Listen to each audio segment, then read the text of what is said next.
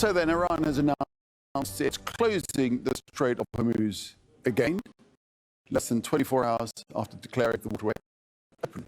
It says the United States must lift its blockade of Iranian ports before marine traffic can flow freely. The tension has placed a chokehold on the global economy, heavily restricting the movement of energy supplies worldwide. Iran says from now on only vessels with Revolutionary Guard approval will be allowed through the strait. On Friday, US President Donald Trump insisted the US blockade on Iranian ships and ports would remain in place until a peace deal was reached. Iran's new restrictions come after a convoy of tankers was seen leaving the Gulf through the Strait of Hormuz. It was the first major movement in the waterway in 7 weeks. We're live this hour with Malik Trainer in Kuwait, and Hayder Saadi is standing by for us in the Iranian capital, Tehran, and that's where we're starting. So Tehran putting out a statement now saying that the strait has reverted to its previous state. What does that mean exactly? It's obviously, first and foremost, meaning that we're dealing with a very fragile and intricate situation. There are different actors at work, which paves the way for a potentiality of diplomatic engagement down the road. But still, we hear this very important statement from the joint military headquarters of Khatam al-Anbiya. They came out to say that the Islamic Republic of Iran, following previous agreements made in the negotiations conducted in good faith, has agreed to the managed passage of a limited number of oil and commercial ships through the Strait of Hormuz. Unfortunately, the Americans, with their repeated breaches of trust that are part of their history, continue their acts of piracy and maritime theft under the pretext of so-called blockade. For this reason, control over the Strait of Hormuz has reverted to its previous state, and this strategic waterway is under strict management and control by our forces. It is stated that as long as the United States does not end the complete freedom of movement for vessels from Iran to their destinations, and back, the situation in the Strait of Hormuz will remain under strict control and will remain as it was before. This is a very strong message we heard from the headquarters of Khatam al-Anbiya. Very much similar, we hear other statements actually from the naval forces of the IRGC, all indicative of this mixed message. Iran previously talked about the opening of the Strait of Hormuz to the commercial ships, and they said that it's going to remain open for the remaining days of the ceasefire. Basically, we're talking about around 4 days. Also, they said that Iran is going to continue to impose control and authority over the Strait of Hormuz. They are meanwhile talking about a plan to impose transit charges or fees on the ships that can go through the trajectory. They are also saying that any passage through this strategically significant choke point should be coordinated with the Iranian side, and the passage should go within the ship pathway that was announced previously by IRGC, very much close to the Iranian coast, and that is obviously indicative of the leverage that Iran is trying to use, not only as a pressure point, but also when it comes to the economic pressure and when it comes to the regional security context. And so before the closing of the strait, Donald Trump was being very optimistic, wasn't he? He was saying there could be negotiations over the weekend. What do these latest developments mean as far as the deal's concerned, do you think?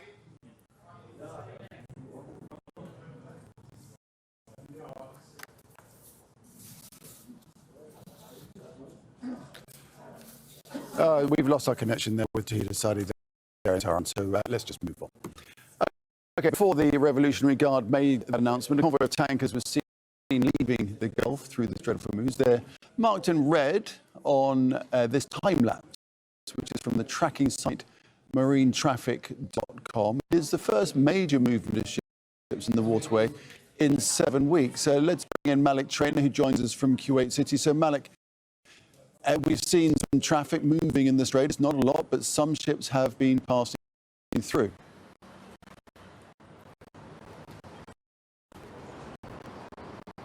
Yeah, exactly. Not a lot.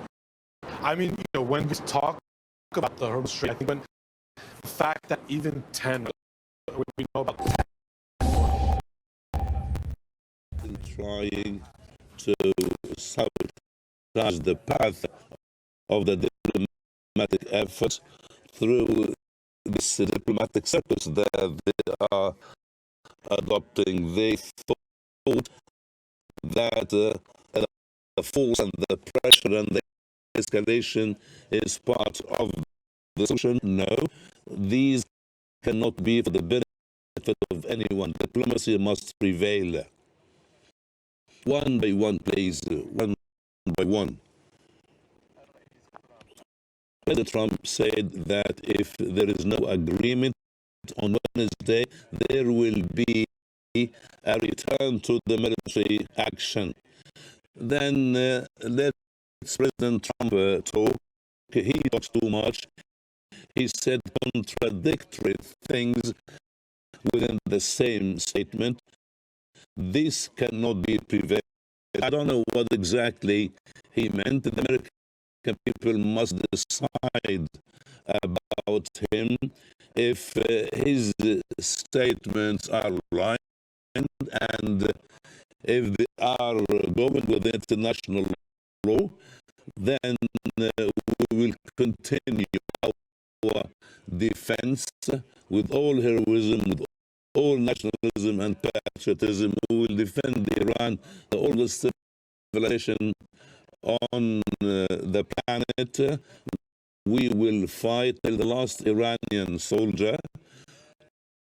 War cannot lead to any positive solution. The Americans must understand and must learn the lesson. The era of colonialism must come to an end. They cannot dictate the orders on the other nations. And if everyone concentrates on peace and stability, this will be for the benefit of everyone, and this will be a chance. But if they chose to try to be the aggressors and to go back to the war, they will see the answers from Iran. We will never hesitate in responding with all force.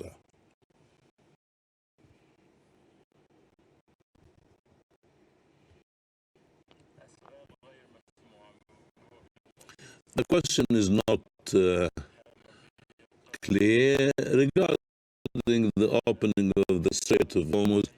Let me say that it is within our territorial waters, and whatsoever the Americans say, whatsoever the place they are trying to go through, I will say that the blockade will never be valid. And let me tell you, there will never be any blockade in the future. No one can dictate their desires on us, the Iranians. What about the support of Azerbaijan?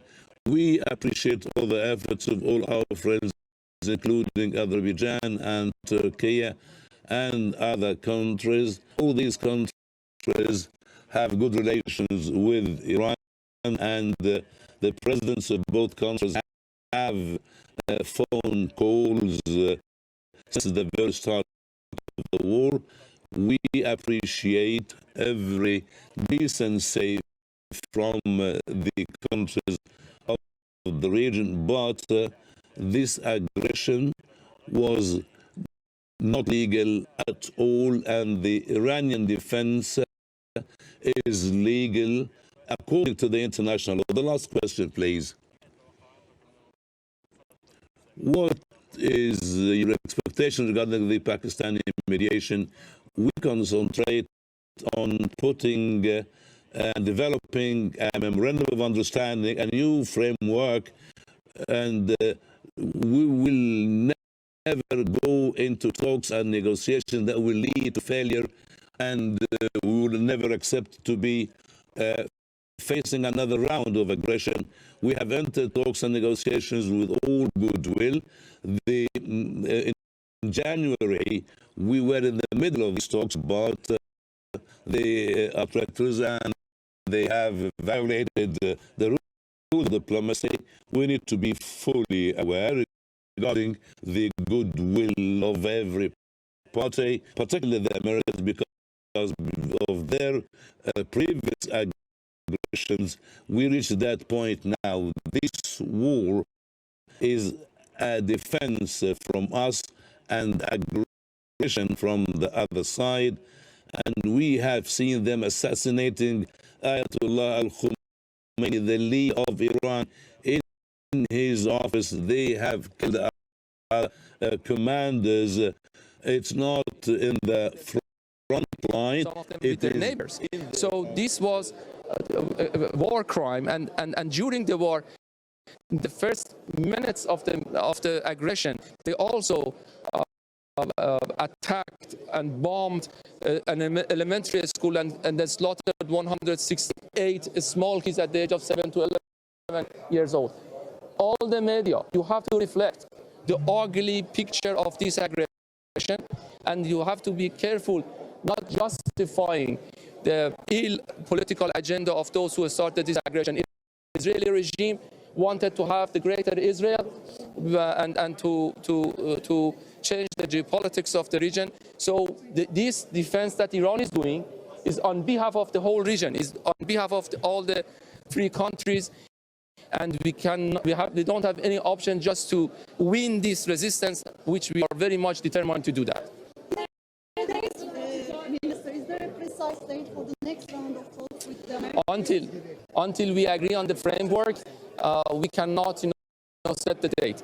As soon as we agree, there was significant actually progress made, but then this maximalist approach by the other side, trying to make Iran an exception in international law, prevented us to reach an agreement. I have to be very crystal clear that Iran would not accept to be an exception from the international law.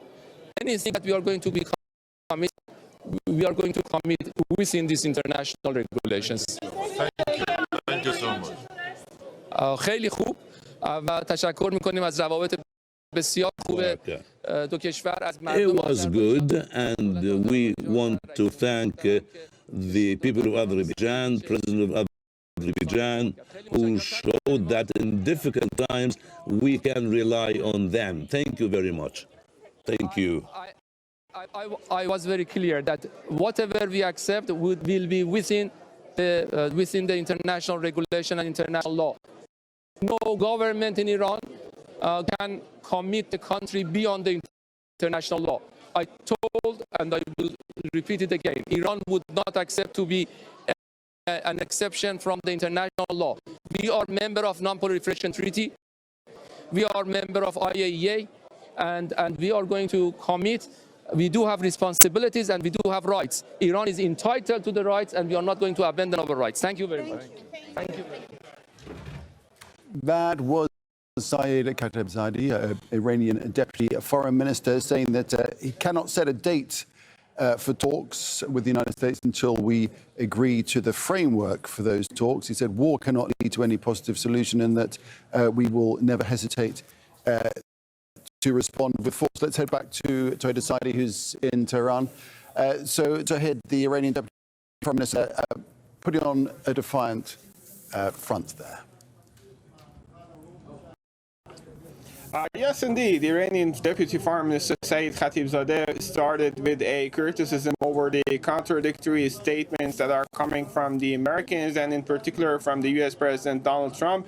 Very much similar to the statement that we heard from Mohammad Bagher Ghalibaf, the Speaker of the Parliament and the head of Iranian negotiating delegation, is saying that Trump's statements are based on false allegations, quote-unquote lies, according to the Mohammad Bagher Ghalibaf, the Speaker of the Parliament. Also, in the recent speech by the Deputy Foreign Minister Khatibzadeh, we hear the sort of two-sided, twofold statement from the Iranian side, readiness for another round of confrontation while readiness for diplomatic engagement, and he also tried to depict a picture of the obstacles in that regard. Also, he said that negotiations under dictation is not possible. He talked about another key issue, the Strait of Hormuz, the situation there, and the impact of the American blockade over the closure of the Strait of Hormuz. He says that the Strait of Hormuz, from the Iranian perspective, is intended to remain open, but quote-unquote, he said, we announced the facilitation of navigation through Hormuz, but the American side is trying to undermine the diplomatic process. And it goes without saying in that regard that Strait of Hormuz remains as one of the key issues when it comes to the sticking points regarding the trajectory of diplomatic engagement. Also, we heard from the Deputy Foreign Minister a sense of appreciation to the neighboring country, and he said that the war that we experienced was an act of defense for us and an act of aggression for the other side. And at the end of the day, as you mentioned, no agreement on the final date of a next expected potential negotiation down the road between Tehran and Washington. All right, Tawhid, thanks for that. Tawhid Sadi there in Tehran. Let's head now to Antalya in southern Turkey. Resul Serda joins us from there. So, Resul, in fact, the Iranian Deputy Foreign Minister was speaking from that diplomacy forum that you are attending, and where the focus has very much been on the crisis in the Strait of Hormuz and the US-Israeli war on Iran. Indeed. So we're seeing a divergence of the positions here, while the United States is insisting that Iran has agreed to reopen the Strait of Hormuz without any conditions. However, that the American blockade is going to remain in place. So that is now once again confirmed by the Iranian Deputy Foreign Minister Khatibzadeh, who is currently in Antalya, was just speaking in a panel, saying that that is not true. This is not the term that we have agreed on. They're saying that the strait is open, the Strait of Hormuz is open, but still the regulations, and still it is the vessels needs to go through the designated areas with the full coordination of the Iranian armed forces. So we're clearly seeing that either there is a misunderstanding between the two parties, or there is a divergence of the positions here. So he is saying that what announced by the President of the United States, Trump, he's talking a lot, but he is contradicting himself in the same statement. So it's simply about the lack of talking about the lack of the consistencies in the statements that are being released by President of the United States, Donald Trump. However, having said that, so he's still saying that so the war is not solution, and we need to come to the negotiating table, that Iran is serious and determined to solve this issue at the negotiating table. However, he has been warning the USA and Israel, saying that if there will be a return to the conflict, so Iran's response is not going to be limited. It's going to be a full force response here. So what we are seeing is regarding the Strait of Hormuz, so the positions are still far away from each other. And it is, as of now, the main concern with the other politicians also today saying, well, it will be difficult to bridge that gap. However, the positive sign, also according to the Iranian delegation here,